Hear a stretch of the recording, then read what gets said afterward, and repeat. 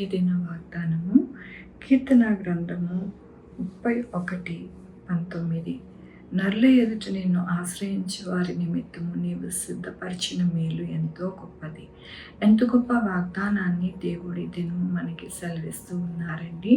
దేవుడు ఏమని చెప్తూ ఉన్నారు ఈ దినము అంటే, నరుల ఎదుట నిన్ను ఆశ్రయించు వారి నిమిత్తము నీవు సిద్ధపరిచిన మేలు ఎంతో గొప్పదంటండి. మనము అనేక మంది మధ్యలోని దేవుడే మాకు ఆశ్రయించిన దేవుడుగా, మాకు మేలు చేసే దేవుడుగా ఉన్నారని మనము ఎల్లప్పుడూ కూడా దేవుణ్ణి స్తుతిస్తూ వారి మధ్యన మనము నివాసము చేస్తూ ఉంటాం. అలాంటి స్థితితో మనము ఉంటే కనుక దేవుడు ఏమని చెప్తూ ఉన్నారు అని అంటే, గొప్పదంటండి. మేలు అనేది మన యొక్క జీవితంలో గొప్పగా ఉంటుందని దేవుడు సెలవిస్తూ ఉన్నారు.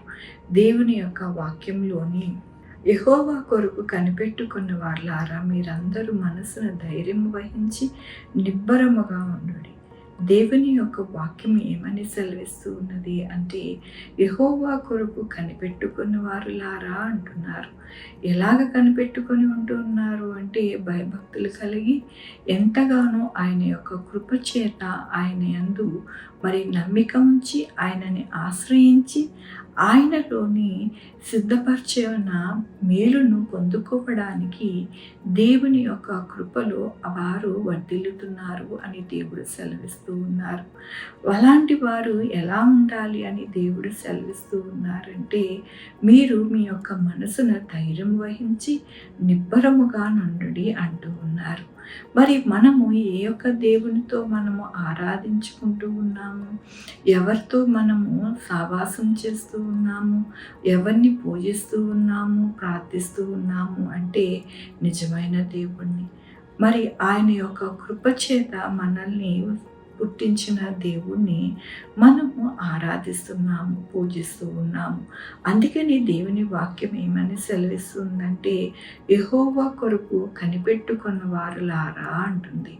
యెహోవా కొరకు కనిపెట్టుకున్న వారు ఎలా ఉంటారు అంటే, భయభక్తులు కలిగి ఉంటారు. కాబట్టి భయభక్తులు కలిగి ఉన్న వారికి దేవుడంట ఎంతో మేలుని అనుగ్రహిస్తారంట. భయభక్తులు గల వారికి మేలు ఎంతో అనుగ్రహిస్తారంట.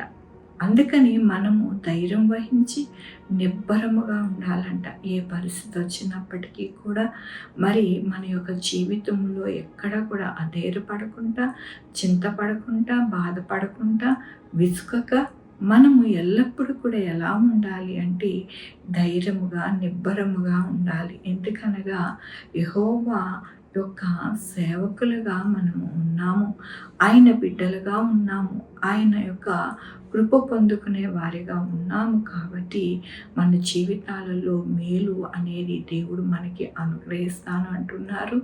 అలాగే ఎంతగానో ఆయన యొక్క కృప చేత మనల్ని నడిపిస్తాను అంటున్నారు. అందుకని ఈ దినము మనము ఎల్లప్పుడూ కూడా చింతపడకుండా, బాధపడకుండా, వేదన పడకుండా అన్ని విషయాలలో దేవుడు మనకి తోడై ఉన్నారు అని, ఆయన యొక్క మేలు మనకి అనుగ్రహిస్తారు అని విశ్వాసంతో మనం సాగాలి అని దేవుడి దినమున మనకి వాక్యమును, వాగ్దానమును అనుగ్రహిస్తున్నందుకు దేవునికి వందనాలు చెల్లిస్తూ ఉన్నాను. ఈ దినము నా పుట్టినరోజు, పెళ్లి రోజు, అనేక శుభదినములు చేసుకుంటున్న వారందరికీ కూడా నిండారిగా శుభాకాంక్షలు తెలియజేస్తూ ఉన్నానండి. మీ జీవితంలో దేవుని యొక్క కృప, మేలు, ఆయన యొక్క ధననిధి మీకు కలుగును గాక. ప్రార్థించుకుందామండి.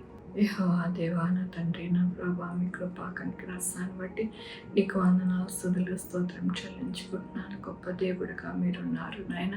ఎల్లప్పుడూ కూడా నాయన మమ్మల్ని సంరక్షించి మా జీవితాలలో మేలుతోనూ అలాగే మీ కృప చేత మమ్మల్ని నడిపించేవారిగా మీరు ఉన్నారు. మీకు వందనాలు ఆయన. ఈ దినము పుట్టినరోజు, పెళ్లి రోజు, అనేక శుభదినములు చేసుకుంటున్న వారందరినీ దీవించండి, ఆశీర్వదించండి.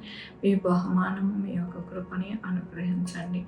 ఆయన మా కొరకు ప్రార్థించమన్న వారిని వారి యొక్క బిడ్డల భవిష్యత్తు, వారి ఆరోగ్యం, వారి పనులు, వారి యొక్క వ్యాపారములు అన్నీ కూడా తోడై ఉండండి. నాయన sugar, BP, thyroid, heart problem, kidney problem, AIDS, cancer, నరాల బలహీనత, పారాలసిస్, గ్యాస్ట్రిక్ ట్రబుల్, ప్రతి విధమైన అనారోగ్యాన్ని తీసివేసి స్వస్థపరిచి యెహోవా నేను అన్నారు నాయన మీ యొక్క కృపని అనుగ్రహించమని కోరుకుంటున్నాను.